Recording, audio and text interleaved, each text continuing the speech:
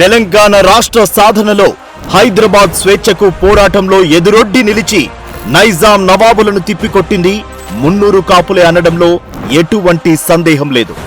ఎందరో నిరంకుశ పాలకులకు ఎదురు నిలిచి న్యాయ పోరాటాల్లో అనేక సామాజిక స్పృహ కలిగించే కార్యక్రమాల్లో పాల్గొని అనేక మంది అమాయక ప్రజలకు అండగా నిలిచిన వారు మున్నూరు కాపులే.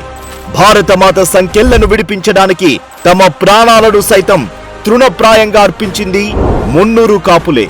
ఇవే కాకుండా మరెన్నో పోరాటాలలో పాల్గొన్నది మున్నూరు కాపులే.